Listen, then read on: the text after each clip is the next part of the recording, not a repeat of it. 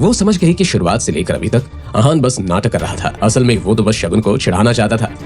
नहीं, मुझे तो शनाया से कोई प्रॉब्लम नहीं है। शगुन की बोलती बंद हो गई, मगर ऐसे ही तो मौकों पर शौर्य अपनी कजिन का साथ देता था। प्रॉब्लम होगी भी तो तुम क्या कर लोगे हान? शायद तुम भूल रहे हो कि तुम एक साधारण घर जमाई हो। शनाया ने तुम्हें एक परफेक्ट पैकेज ढूंढा। तुम उसके शेफ हो, उसके ड्राइवर हो और उसके घर के काम करने वाला नौकर। और जब तुम्हें इन सब कामों से फुर्सत मिलती है तो तुम इसके एक पार्ट टाइम पति भी हो। लेकिन अफसोस, इतना सब करके भी तुम एक अच्छे पति नहीं बन पाए। ये कहते हुए शौर्य अहान को इस तरह घूर रहा था मानो किसी कचरे के डब्बे को देख रहा हो। वैसे तो हर बार अहान शनाया के फैमिली मेंबर्स की बातें चुपचाप सुन लेता था, मगर शनाया को जो लोग अच्छे नहीं लगते थे अहान उन्हें क्यों चिढ़ता? शौर्य, कल तुझे बहुत मार पड़ी ना? तो ठीक है। अहान का ये सवाल शौर्य के ताजे जख्म पर नमक का काम कर रहा था। मार पड़ी, इन सबसे तेरा क्या लेना देना? तू अपनी बीवी पर कंट्रोल रख। वो बार गुलछर्रे उड़ाती फिर रही है। शौर्य की बात से अहान को कोई फर्क नहीं पड़ा। तू अपना देख, शनाया को मैं संभाल लूंगा। कर तो रहा है, अब तक तुम्हारे खाने की आदत पड़ जानी चाहिए थी नहीं? अहान के इस सवाल से शौर्य की बोलती ही बंद हो गई। शनाया का बार अफेयर चल रहा है, तुझे इस बात से बिल्कुल फर्क नहीं पड़ रहा? शनाया ने बचपन से लेकर अब तक आज पहली बार शौर्य को इतना हारा हुआ देखा था। क्या ये वही अहान था जो उसके सामने कुछ भी बोलने की हिम्मत नहीं रखता था? मेरी बीवी का अफेयर और पूरे शहर के सामने तेरा मार खाना, इस दोनों का क्या लेना देना है? तू बचपन से ही दिमाग से पैदल है या कल मार खाने के बाद हुआ है? अपनी ये बकवास बंद कर अहान। अहान ने अपना ये इंटरेस्टिंग अंदाज कभी मुझे क्यों नहीं दिखाया? अब तो कल रात जो हुआ मुझे उसका एम्बैरेसमेंट भी फील नहीं हो रहा। तुम क्यों हंस रही हो?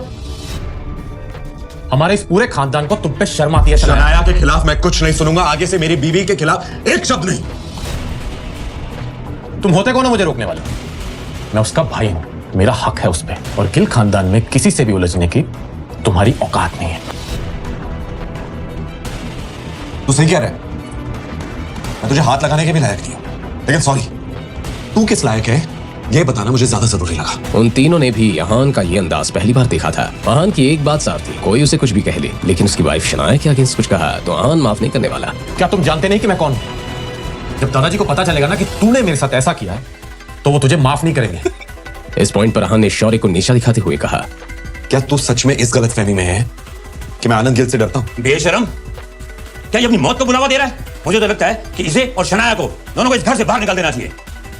उन सभी के लिए आनंद गिल किसी भगवान से कम नहीं थे। वो सब अपने फैमिली हेड के खिलाफ कुछ नहीं सुनने वाले थे। क्या इम्पल्स में अहान ने कुछ ज्यादा ही नहीं कह दिया? पता नहीं सबका क्या अंजाम होगा। अहान की नजर में ये वो लोग थे जो कमजोरों को परेशान करते थे और पावरफुल लोगों से डरते थे। उन सब लोगों को नजर अंदाज करने के बाद वापस चले। और अब जब उसका प्रोजेक्ट भी उससे छीन लिया गया था तो वो ऑफिस में रहकर अपना मूड खराब नहीं करना चाहती थी, तो इसलिए उसने अहान की बात पर हामी भर दी। इस बारे में सोचते हुए शौर्य की आंखों में एक अलग ही आग नजर आ रही थी। ये कोई ऐसी वैसी नहीं बल्कि बदले की आग थी। शनाया कब से अहान से कुछ कहना चाहती थी, मगर वो कुछ कहने के लिए अपने आप को तैयार नहीं कर पा रही थी। कुछ देर की खामोशी के बाद अहान, शनाया, तुम्हें मुझ पे यकीन है? शनाया इस सवाल के पीछे की वजह तो नहीं समझ पाई, मगर उसने बहुत ही ईमानदारी के साथ अहान की आंखों में देखा। तो भरोसा नहीं, तुम्हारे दादाजी स्प्रिंग कॉर्पोरेशन का प्रोजेक्ट तुम्हें वापस देंगे। I promise.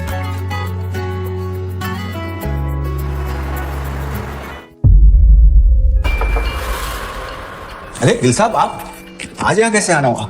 मुझे विक्की भाई से कुछ काम है, बस यूं समझ लीजिए कि एक नया मिशन है। अहान, अब तुम्हारा काउंटडाउन शुरू। मेरी इंसल्ट का बदला अब मैं तुम्हारी प्यारी बीवी से लूंगा।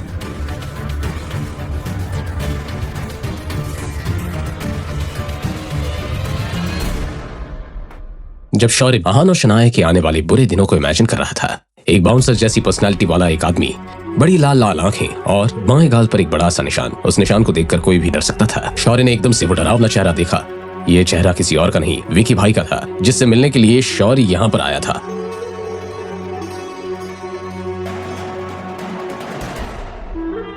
गिल साहब, कैसे आना हुआ? कोई काम था क्या? अरे विकी भाई, आप कैसी बात कर रहे हैं? अब कोई काम नहीं होगा तो क्या मैं आपसे मिलने नहीं आ सकता? विकी भाई कुछ ज्यादा ही स्ट्रेट फॉरवर्ड इंसान था। वैसे तो दुनिया के लिए वो बड़े से बार का मालिक था, लेकिन असल में वो एक गुंडा था। गिल साहब, इतनी मक्खनबाजी करने की जरूरत नहीं है। तुमको अच्छे से पता है कि अगर मुझे डील अच्छी लगी तो मैं मना नहीं करूंगा। अब बताओ, तुम ऐसे कौन से झमेले में फंसे हो कि जिसकी वजह से तुम्हें यहाँ मेरे पास आना पड़ा? विकी भाई, आप तो सब कुछ जानते हैं, तो मैं सीधा पॉइंट पे आता हूँ। वो मेरी कजन है ना, मैं जानता हूं कि आप उसमें थोड़ा इंटरेस्टेड थे।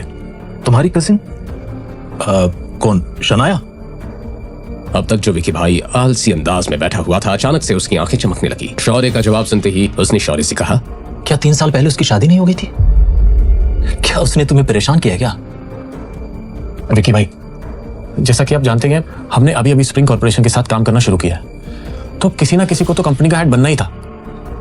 बस इसी बात को लेकर मेरे और शनाया के बीच में झगड़ा चल रहा है, और बस इसी वजह से हम सबकी रातों की नींद उड़ी पड़ी है। ये सुनकर विकी भाई को भी बड़ी एक्साइटमेंट फील हो रही थी, मगर उसने फिर एक बार शौर्य से सवाल करते हुए कहा, क्या तुम शनाया को मरवाना चाहते हो?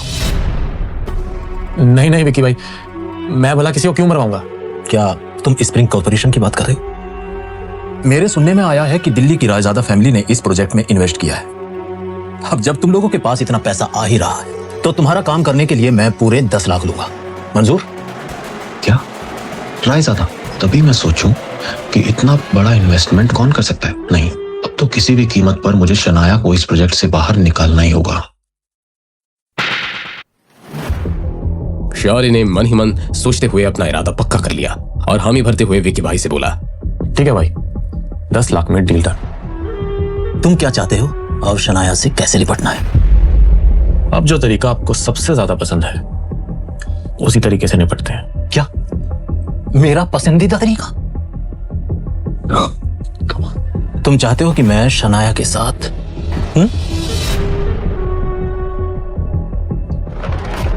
चल। जी भाई, और वैसे भी आपको शनाया में दिलचस्पी तो थी ही, तो क्यों ना इस मौके का फायदा हम दोनों उठा लें। एक एक शब्द के साथ शौर्य की शैतानी नीयत दिखाई दे रही थी। वैसे तो विकी भाई को किसी से डरने का कोई रीजन नहीं था, मगर फिर भी वो किसी मुसीबत में नहीं फंसना चाहता था। गिल साहब, कहीं कोई गड़बड़ तो नहीं होगी ना? भले ही गिल फैमिली बहुत पावरफुल नहीं थी, लेकिन उनका बड़े बड़े गवर्नमेंट ऑफिसर्स के साथ उठना बैठना था। गिल फैमिली की बेटी के साथ ऐसी उल्टी सीधी हरकत करने से कहीं विकी भाई मुसीबत में आ जाता तो? नहीं विकी भाई, उसकी परवाह मत करिए, मैं कह रहा हूं ना, कोई गड़बड़ नहीं होगी। मैं फ्रांस से एक ड्रिंक लेकर आया हूं, उसे पीने के बाद कोई और तो दूर, शनाया खुद ब खुद आपके पास आएगी। ये डील तो मुझे बहुत मजेदार लग रही है। अब जब खुद लड़की के भाई ने हामी भर दी, तो विकी भाई को डरने की क्या वजह हो सकती थी? लेकिन उसका हस्बैंड बीच में तो नहीं आएगा ना? हाँ? अरे विक्की भाई, किसी लड़के की हड्डियां तोड़ना आपके लिए कब से मुश्किल होने लगा? अगर आहान बीच में आया तो थोड़ी सी खातिरदारी उसकी कर देना।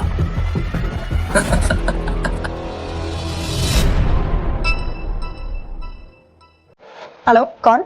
मैं शौर्य, और अगर आहान की जान बचाना चाहती हो तो विक्की भाई के अड्डे पे पहुंचो। मैं तुम्हें लोकेशन भेज रहा हूं।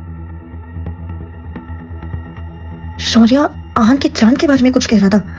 कहीं आहान किसी मुसीबत में तो नहीं? शिट।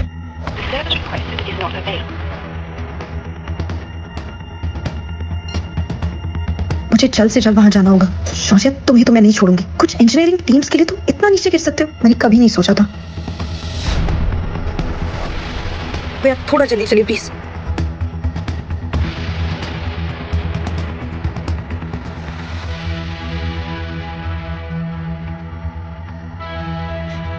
आहान,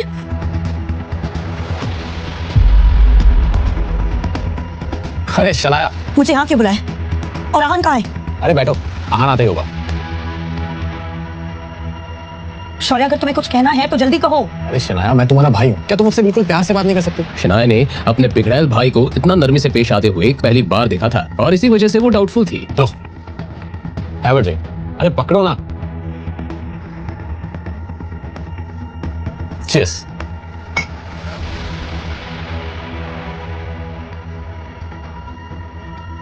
शनाया, मुझे तुमसे कोई प्रॉब्लम नहीं, लेकिन उस आहान को मैं माफ नहीं कर सकता।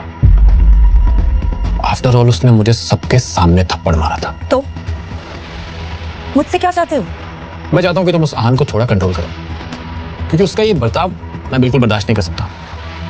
और ऐसा नहीं हो सकता कि हम ये सब पुरानी बातों को भूल जाएं, क्योंकि एक फैमिली में ये सब प्रॉब्लम्स अच्छी नहीं लगती। शनाया को ये ज्यादा मुश्किल बात नहीं लगी। ठीक है, मैं आन से कहूंगी कि आगे से ऐसा कुछ ना करे, मगर तुम भी उनकी इंसल्ट नहीं कर सकते। आज ऑफिस के बाहर जो कुछ भी हो उसमें तुम्हारी भी गलती थी।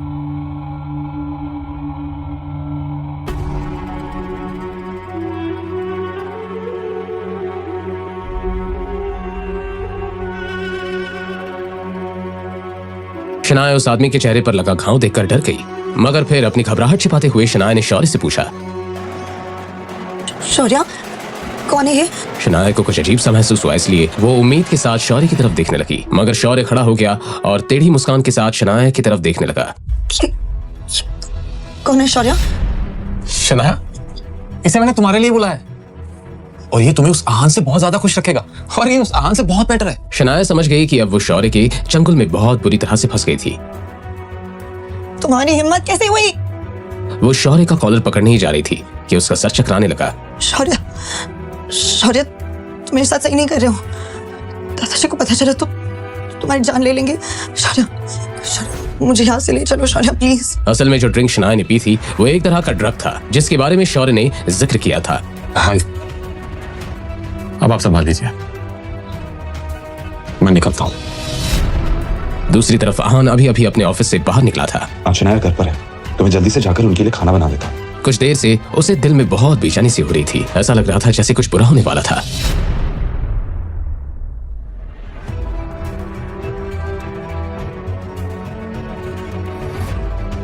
आहान ने देखा कि शौर्य के चेहरे पर अलग ही तरह की खुशी नजर आ रही थी। शौर्य को देखकर आहान कंफ्यूज हो गया।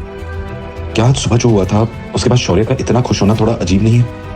ना चाहते हुए भी मैंने उसे थोड़ा ज्यादा ही इंसल्ट कर दिया था, लेकिन ये तो मुंह छुपाने के बजाय पार्टी कर रहा है। बेशर्म कहीं का। आहान को क्या पता था उसी विकी भाई अड्डे में उसकी वाइफ शनाया पर क्या बीत रही थी। नहीं, नहीं, नहीं। शनाया ने मौके का फायदा उठाया और जाकर कोने वाले काउच के पीछे छिप गई। कमरे के अंदर कुछ टूटने की आवाज सुनकर विकी भाई के बाकी साथी आ गए। पता नहीं शौर्य ने मुझे क्या पिला दिया है। मेरा सर दर्द से फटा जा रहा है। एक बार इस बदमाश आदमी की चुंगल से निकल जाओ, फिर शौर्य को देखती हूँ। उन्होंने अपने बॉस की ऐसी हालत को देखकर पूछा। भाई अब ठीक है ना? मैं ठीक हूँ। शनाया कहीं भी नहीं थी। उधर देख, उधर। ए, तू बाहर जा, बाहर जा। अरे जोर से। अरे वो भाग गई तो मुसीबत हो जाएगी। जा। वैसे तो शनाया धीरे धीरे अपना होश खो रही थी, लेकिन जब उसने सुना कि सब उसे बाहर ढूंढ रहे हैं तो शनाया की जान में जान आ गई। मेरा फोन और पर्स कहाँ है? मैं आहान को कॉल करती हूँ, वो जरूर मुझे इस मुसीबत से बाहर निकालेगा। जैसे ही ये ख्याल शनाया के मन में आया, उसने धीरे से अपना चेहरा बाहर निकाला और अपना पर्स देखने लगी। वो गुंडा और उसके साथी का इधर ध्यान नहीं है। मैं धीरे से जाकर अपना मोबाइल ले लेती हूँ। वो डरते डरते धीरे से पीछे से बाहर निकली। शनाया रूम के बीचों बीच पहुंच गई और उसने हल्के से अपना मोबाइल फोन उठा लिया। फाइनली शनाया की जान में जान आ गई।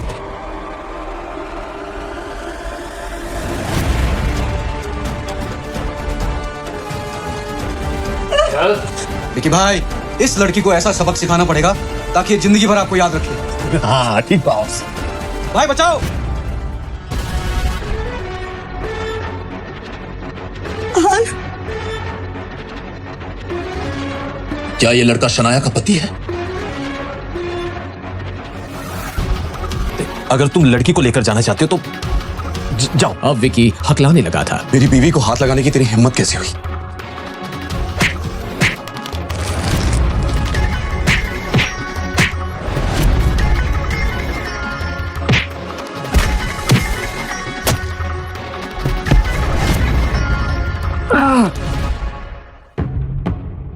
कुछ देर पहले आहान लंच के लिए घर ही जा रहा था, मगर तभी उसका फोन बजा।